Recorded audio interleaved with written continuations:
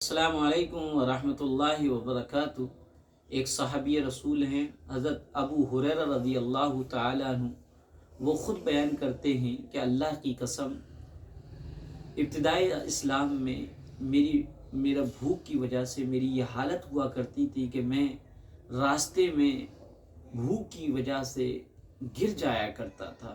ایک دن تو میری بھوک کی یہ عالم ہو گیا کہ مجھ سے برداشت نہیں ہوا اور میں نکلا، اور حضرت ابو بکر رضی اللہ تعالی عنہ سے میری ملاقات ہوئی۔ میں نے حضرت ابو بکر رضی اللہ تعالی عنہ سے یہ قرآن سے متعلق ایک سوال کیا۔ مقصد یہ تھا کہ میں سوال نہ کر کے بلکہ حضرت ابو بکر مجھ سے یہ کہیں کہ چلو ابو ہریرہ کچھ کھا لیتے ہیں، تمہاری دعوت ہے۔ لیکن حضرت ابو بکر رضی اللہ تعالیٰ عنہ میرے مقصد کو، میری نیت کو نہیں سمجھ پائے اور وہ آگے چلے گئے۔ حضرت عمر رضی اللہ تعالیٰ عنہ سے ملاقات ہوئی، ان سے بھی میں نے قرآن سے متعلق ایک بات پوچھی، انہوں نے بھی وہ بات بتا دی، لیکن میرے جو مقصد تھا سوال کرنے کا، اس مقصد کو وہ بھی نہ سمجھ سکے۔ پھر اس کے بعد تھوڑی دیر بعد میں آگے چلا تو اللہ کے رسول حضرت محمد صلی اللہ علیہ وسلم تشریف لا رہے تھے۔ آپ جب میرے پاس آئے تو آپ کی چہرے پہ مسکراہٹ تھی، گویا کہ اللہ کے رسول صلی اللہ علیہ وسلم میرے دل کے راز سے واقف ہو چکے تھے۔ چنانچہ اللہ کے رسول صلی اللہ علیہ وسلم نے مجھے ساتھ میں لیا اور کہا، ابو ہریرہ آؤ، چلو گھر پہ چلتے ہیں۔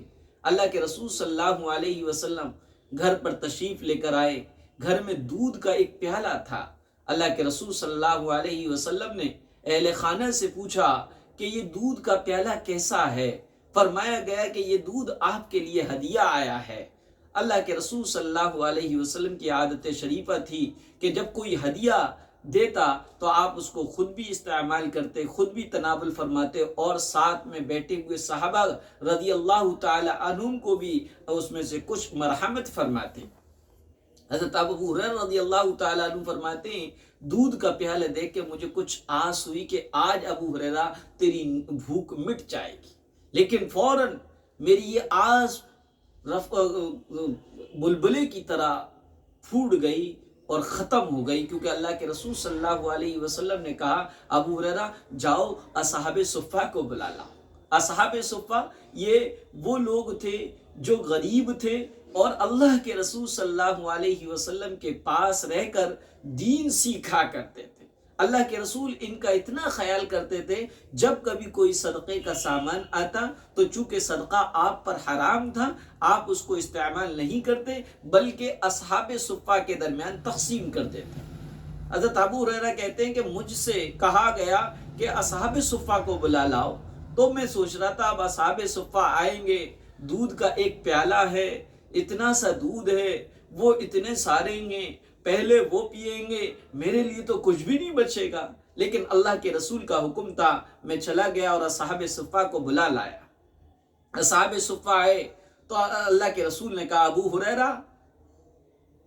ہریرہ، میں نے کہا لبیک یا رسول اللہ، کہ یہ دودھ جو ہے، دودھ کا پیالہ اصحاب صفہ کو پلاؤ۔ اب تو ابو ہریرہ کہتے ہیں کہ میرے دل میں اور زیادہ بے چینی ہو گئی کہ ہائے، جو دودھ مجھے نہیں ملنے والا، اب وہ میں صبر کر لیتا، لیکن اب وہ دودھ مجھے ہی پلانا ہے۔ چونکہ اللہ کے رسول کا حکم تھا، حضرت ابو ہریرہ رضی اللہ تعالیٰ عنہ نے اصحاب صفہ کو ایک کے بعد ایک، ایک کے بعد ایک، ایک کے بعد ایک کو پلاتے رہے اور دودھ پیالے میں جو کا تو رہا۔ جب سب پی چکے تو حضرت ابو ہریرہ کہتے ہیں کہ میری بھی امید اور آس پھر لوٹ آئی کہ اب تو مجھے بھی کچھ مل جائے گا۔ اللہ کے رسول صلی اللہ علیہ وسلم مسکرا رہے تھے اور کہا، ابو ہریرہ، حضرت ابو ہریرہ کہتے ہیں میں نے کہا لبیک یا رسول اللہ۔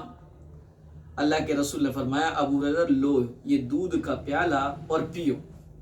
حضرت ابو ہریرہ فرماتے ہیں، پیارے آقا حضرت محمد صلی اللہ علیہ وسلم کے دست مبارک سے میں نے وہ دودھ کا پیالہ لیا اور پینا شروع کیا، اور میں نے خوب پیٹ بھر کر پیا۔ اللہ کے رسول کو پھر واپس کیا تو اللہ کے رسول نے کہا دوبارہ پیو اور پیو، تو میں نے اور پیا، 3 مرتبہ ہوا۔ پھر اس کے بعد اللہ کے رسول نے کہا، ابو ہریرہ اور پیو، تو میں نے کہا قسم ہے اس ذات کی جس نے آپ کو حق کے ساتھ بھیجا ہے، اب میری طاقت نہیں ہے کیونکہ میں نے دودھ بہت پی لیا، میں بالکل شکم سیر ہو گیا، پیٹ بھر گیا، اب چاہت نہیں رہی، اب بھوک نہیں رہی۔ اللہ کے رسول صلی اللہ علیہ وسلم نے حضرت ابو ہریرہ کے ہاتھ سے وہ دودھ کا پیالہ لیا اور پھر آپ نے پیارے آقا حضرت محمد صلی اللہ علیہ وسلم نے پیالے پر اپنے لب مبارک کو رکھ کر دودھ کو نوش فرمایا۔ یہ اللہ کے رسول کی مسکراہٹ کا ایک واقعہ ہے۔